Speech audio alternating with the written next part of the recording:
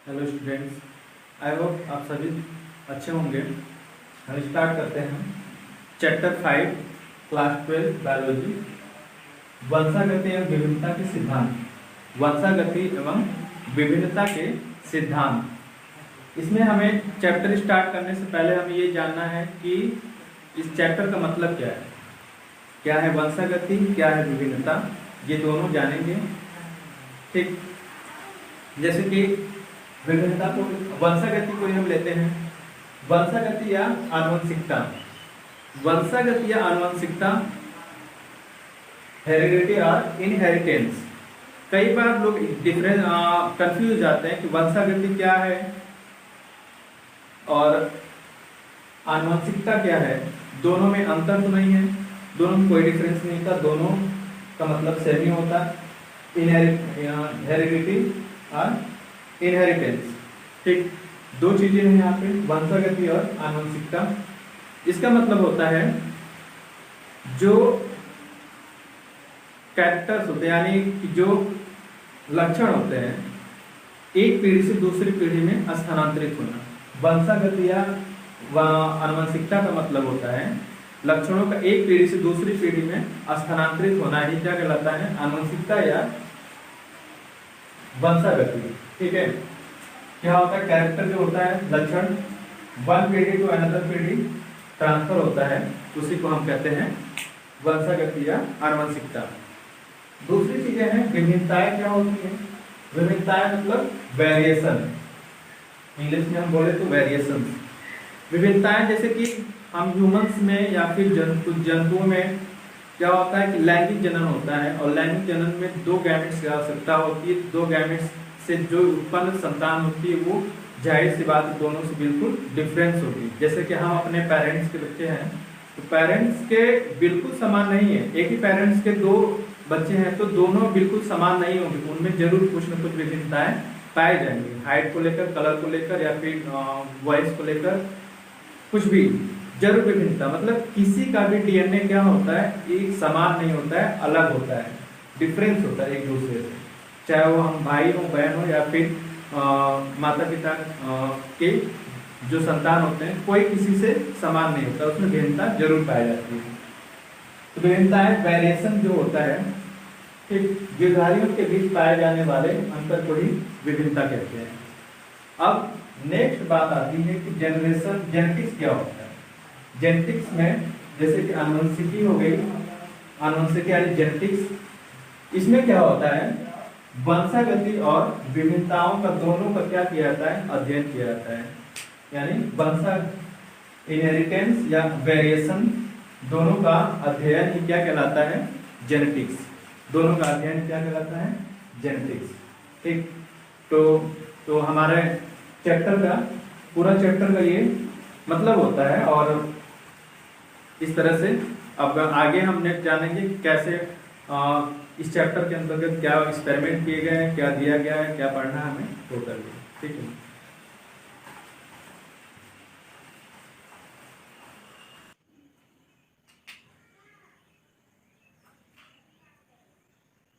good morning students. Today we have to discuss about class 12th biology chapter 5 which names is वंशागति एवं विविधता के सिद्धांत। Chapter 5 में हमें टोटल ये जानना है कि मेंडल ने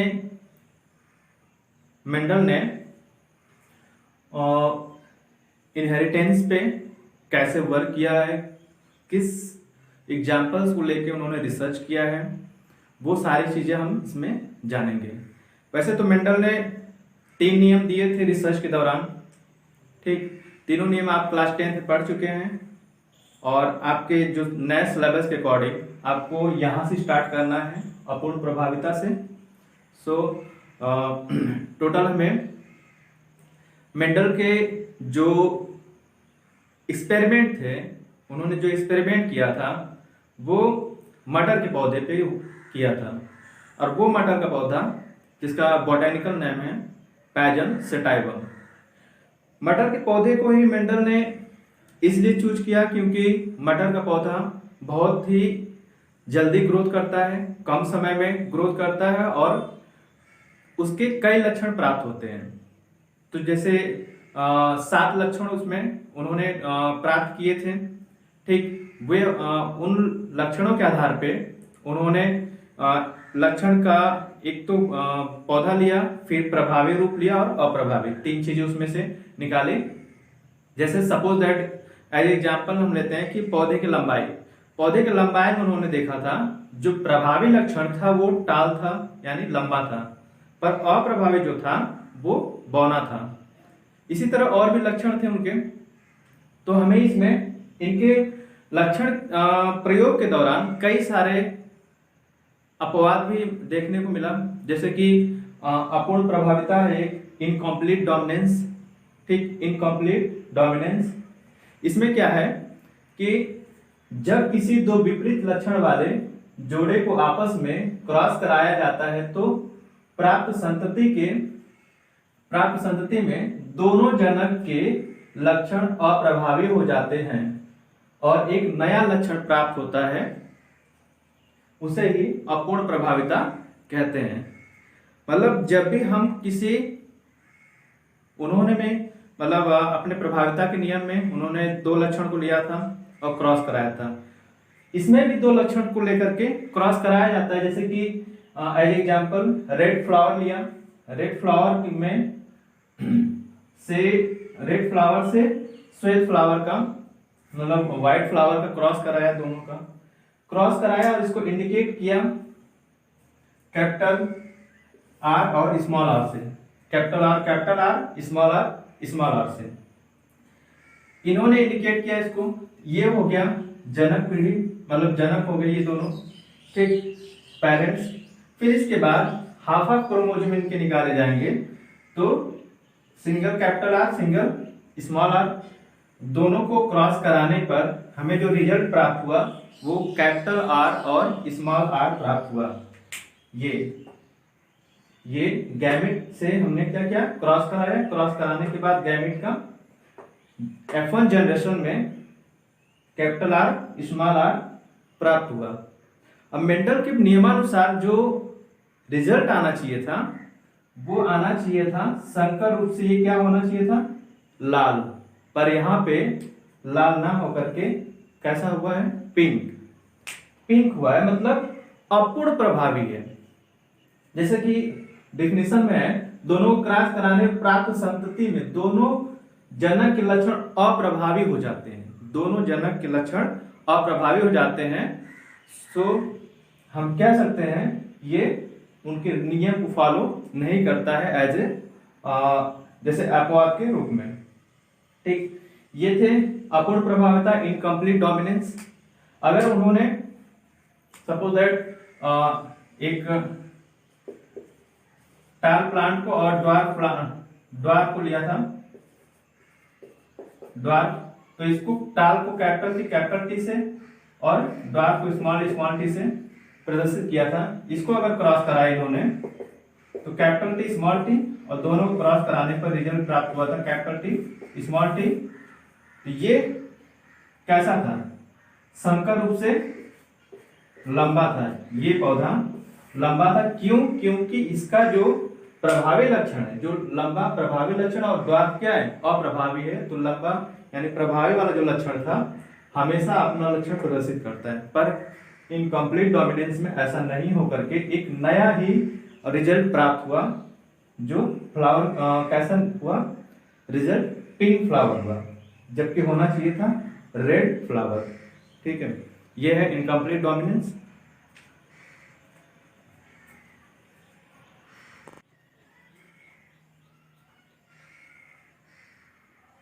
तो जैसे हमने उसको इनकम्प्लीट डोमिनेंस देखा था, उसी के लिए बाद दूसरा हमें पढ़ना है सप्रभाविता। जैसे अपूर्ण प्रभाविता, अब इसमें सप्रभावी होगा, मतलब को डोमिनेंस। वंशागति एवं विविधता के सिद्धांत में जैसे कि मेंडल ने प्रयोग किया, बताया मैंने कि उन्होंने प्रयोग किया, उसमें कुछ अपवाद आए। ठीक, इसमें दूसरा आता है जैसे कि सप्रभाविता में जब किसी दो विपरीत लक्षण वाले जोड़े को आपस में क्रॉस कराया जाता है तो प्राप्त संतति में दोनों जनक के लक्षण प्रभावी रूप से दिखाई देते हैं। मतलब अगर हम दो अलग अलग फ्लावर लेंगे, दो अलग अलग फ्लावर लेंगे, अलग अलग कलर के, अलग डिफरेंट लक्षण के, तो दोनों का क्रॉस कराने पर इसमें क्या होगा, कोडोमिनेंस में इसमें दोनों जनक के लक्षण प्रभावी रूप से क्या होंगे, प्रदर्शित होंगे, प्रभावी रूप से प्रदर्शित होंगे। पर इसके पहले इनकम्प्लीट डोमिनेंस में क्या था, अप्रभावी रूप से प्रदर्शित हो रहा था। इसमें प्रभावी रूप से प्रदर्शित होगा। जैसे हमने एक एग्जांपल लिया है ह्यूमन ब्लड को, human blood A B O में तीनों एलील को हम प्रदर्शित करते हैं आई ए, आई बी और आई से, ठीक है। तो जैसे इसमें जनक, जैसे मैंने बताया कि दोनों जनक के लक्षण क्या होते हैं, प्रभावी रूप से अपना प्रभाव रखते हैं दोनों जनक। देखते हैं एग्जांपल में, जैसे कि जनक फर्स्ट हो गया ए, जनक बी, फिर इनका जीनोटाइप है दोनों संतति का, फिर जन संतति का रुधिर वर्ग, कौन सा रुधिर वर्ग प्राप्त होता है। समझने के लिए best example blood, human blood को हमने लिया है, जैसे कि आपको पता है ए बी और ओ, दोनों में से फर्स्ट जनरेशन को हम, मतलब फर्स्ट जनक जो है जनक ए के एलील को, जो इसका एलील है आई ए का सेकेंड जनक बी, जैसे कि जनक ए हो गया, जनक बी हो गया, ठीक। दोनों में क्या है, जनक ए का क्या होगा, जनक ए का आई ए है एलील, और जनक बी का भी आई ए ही है। और दोनों का अगर हम क्रॉस कराएंगे तो जो संतति का जीनोटाइप होगा वो आई ए और आई ए प्राप्त होगा दोनों का क्रॉस कराने पर, क्योंकि जो जनक ए का एलील है और जनक बी का एलील है, दोनों का आई ए एलील है और आई ए एलील इसमें भी है। दोनों का अगर हम क्रॉस कराएंगे तो प्राप्त क्या होगा, जो जीनोटाइप प्राप्त होगा आई ए और आई ए प्राप्त होगा। तो मतलब रुधिर वर्ग कौन सा हो गया, ए, रुधिर वर्ग ए प्राप्त हुआ। क्यों, क्योंकि हमने यहाँ पे ए बी ओ और तीनों एलील, तीनों के ब्लड ग्रुप के एलील क्या किया था, आई ए से प्रदर्शित किया, आई बी से प्रदर्शित किया और आई से प्रदर्शित किया ओ को। तो यहाँ पे जैसा दिख रहा है आपको, ब्लड ग्रुप कौन सा प्राप्त हुआ, ए।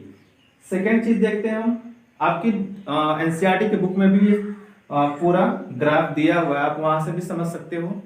फिलहाल यहां से देखते हैं, जो जनक ए है, जनक ए का एलील क्या हो गया, आई ए, और जनक बी का एलील आई बी है, यहाँ आई बी है। अब इसको क्रॉस कराया हमने तो हमारा जीनोटाइप क्या प्राप्त हुआ, जीनोटाइप प्राप्त हुआ आई ए और आई बी, आई ए और आई बी प्राप्त हुआ, क्योंकि दोनों के लक्षण पूर्ण रूप से प्रभावी है। तो दोनों के लक्षण यहाँ पे दिख रहे हैं, ये भी जनक प्रभावी है और ये भी जनक प्रभावी है। तो दोनों के जो संतति का जीनोटाइप होगा, दोनों लक्षण प्रभावी रूप से डालेगा। तो यहाँ पे जो प्राप्त ब्लड ग्रुप होगा वो हो जाएगा ए बी, मतलब ए बी इसलिए होगा क्योंकि दोनों का क्या है, प्रभावी रूप से अपना लक्षण प्रदर्शित कर रहा है। तो जाहिर सी बात है दोनों के लक्षण यहाँ पे प्रभावी रूप से प्रदर्शित हो रहे हैं, तो ब्लड ग्रुप कौन सा हो जाएगा, ए बी। तीसरा है, जैसे कि जो जनक ए है और जनक बी, जनक ए जनक बी, जनक ए में हमने लिया आई एच को और जनक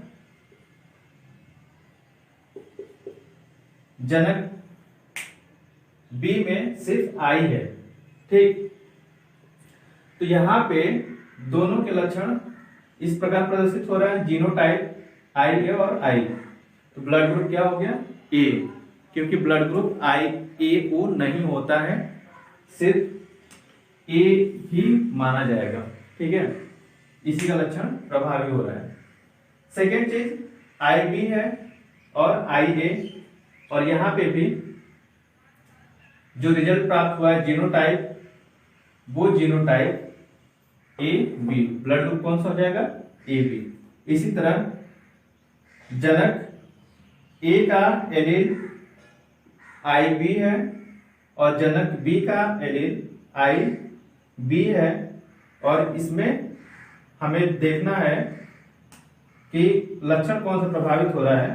तो लक्षण यहाँ पे जीनोटाइप आई बी और आई बी हो रहा है, तो ब्लड ग्रुप कौन सा हो जाएगा, वो बी।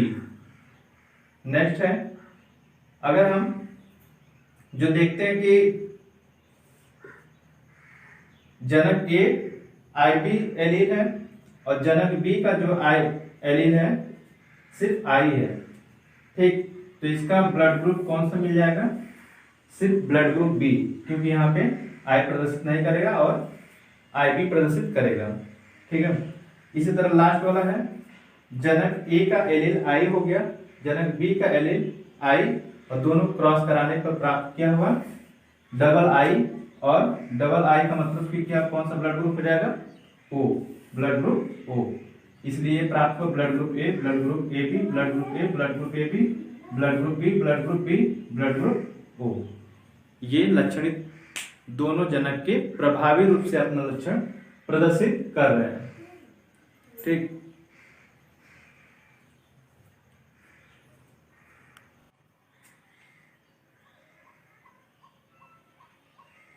नेक्स्ट टॉपिक हमारा है प्लियोट्रॉपिक जीन। प्लियोट्रॉपिक जीन जैसे कि पांचवें चैप्टर में आपको नेक्स्ट ये देखना है, जैसे gene which controls more than one character is called pleiotropic gene. मतलब प्लियोट्रॉपिक का जो मतलब होता है, मतलब एक से ज्यादा मल्टीपल कैरेक्टर, यानी एक से ज्यादा कैरेक्टर को क्या करना, कंट्रोल करना। जैसा कि डेफिनेशन में gene which controls more than one characters is called pleiotropic gene. Pleiotropic gene क्या कर रहा है, एक कैरेक्टर से ज्यादा कैरेक्टर्स को कंट्रोल करता है। वैसे तो हर जीन्स के लिए अलग अलग हर कैरेक्टर के लिए, हर चीज के लिए अलग अलग जीन्स होते हैं, हर बॉडी पार्ट्स के लिए, हर शेप के लिए, हर साइज के लिए। ठीक, जैसे कि हमारे हाथ की साइज होगी, हमारे बॉडी का कलर हो गया, इसके अलग जीन होंगे, हमारे जो हाइट होगी उसके अलग जीन होंगे, और सबके अलग अलग जो जीन होते हैं वो डिपेंड करता है जीन्स पे। मतलब अलग अलग कैरेक्टर, शेप, साइज, कलर के अलग अलग जीन्स होते हैं। तो इसमें भी जो प्लियोट्रॉपिक जीन है यह एक से ज्यादा कलर को कंट्रोल करता है, जैसे कि सीड कोट कलर।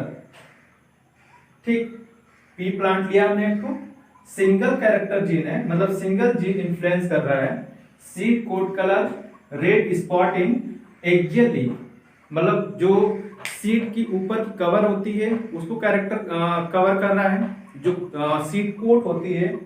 दूसरा red spot in the axial of leaf, जो लीफ पे एक रेड स्पॉट होता है एक्सियल साइड पे, उसको कवर कर रहा है। नेक्स्ट है फ्लावर कलर, जो फ्लावर का कलर है उसे कंट्रोल कर रहा है। मतलब एक ही जीन तीन कैरेक्टर्स को कंट्रोल करता है। ठीक, दूसरा एग्जांपल हम लेते हैं, हम कि ड्रोसोफिला में, in Drosophila a gene of wings side also influence in the some other characters।